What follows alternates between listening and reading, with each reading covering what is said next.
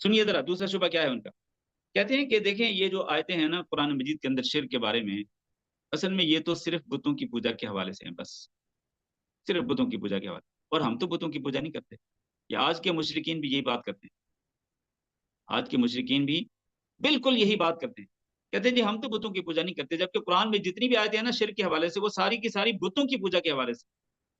اور ہم تو نہیں کرتے. ہم تو صالحین کی قبروں پہ جاتے ہیں اور ہم ان سے صرف یہ چاہتے ہیں کہ یہ ہماری سفارش کریں. تو اس کا جواب کیا ہے؟ اس کا جواب یہ ہے، ذرا میرے اس جواب کو جو شیخ الاسلام نے بھی ذکر کیا اس کو ذرا توجہ سے سنیے گا. اس کا جواب یہ ہے کہ مشرکین جو تھے نا، مشرکین مکہ، وہ صرف بتوں کی پوجا نہیں کرتے تھے، بلکہ ان کا شرک یہ بھی تھا کہ وہ فرشتوں کی بھی پوجا کرتے تھے، وہ صالحین کی بھی پوجا کرتے تھے. جس طرح میں نے کل بھی کہا تھا، لات، منات، عزا، وہ ان کی بھی پوجا کرتے تھے، فرشتوں کی بھی پوجا کرتے تھے. اور ان میں کئی لوگ ایسے تھے جو عیسیٰ علیہ الصلوۃ والسلام کی پوجا بھی کرتے تھے.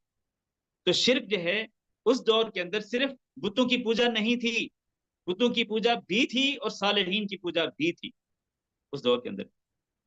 لہذا صرف یہ کہنا کہ قرآن مجید کے اندر ساری کی ساری آیتیں صرف بتوں کی پوجا کے حوالے سے ہیں، صالحین اور بزرگان دین کی قبروں کے حوالے سے نہیں ہیں، یہ بالکل جھوٹ ہے. اچھا اس کی دلیل کیا ہے؟ سنیے ذرا دلیل. سورۃ النحل میں اللہ تعالیٰ نے فرمایا والذین تدعون من دونه لا يخلقون شيئا وهم يخلقون. یہ جن کو تم پکارتے ہو نا اللہ کے سوا، یہ انہوں نے کچھ بھی پیدا نہیں کیا، بلکہ یہ تو خود مخلوق ہے، بلکہ یہ تو خود مخلوق ہیں. اور اللہ نے فرمایا امواتن، یہ جن کو تم اللہ کے سوا پکارتے ہو. اب آپ دیکھیں قرآن جب نازل ہو رہا ہے اس وقت قرآن کے مخاطب کون تھے؟ ظاہر مشرکین مکہ تھے.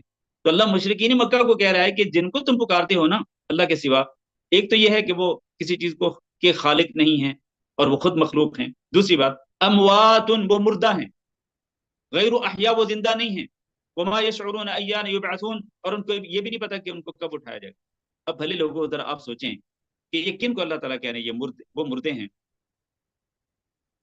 وہ مردے ہیں اور وہ زندہ نہیں ہیں، اور ان کو نہیں پتا کہ ان کو کب زندہ کیا جائے گا.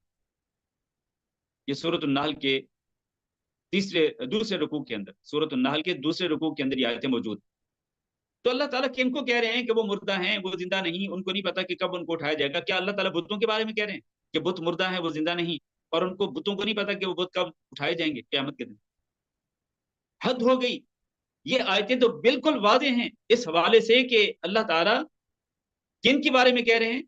ان صالحین کے بارے میں کہہ رہے ہیں جن کو مشرکین مکہ پکارتے تھے، اور وہ مردہ، زندہ نہیں، اور ان کو نہیں پتا کہ کب وہ اٹھائے جائیں.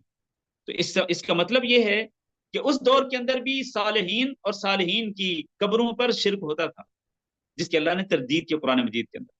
تو صرف وہ بتوں کی پوجا والا شرک نہیں تھا، بلکہ بزرگان دین کی قبروں والا شرک بھی ہوتا تھا اس دور کے اندر، جس کی اللہ نے تردید کی.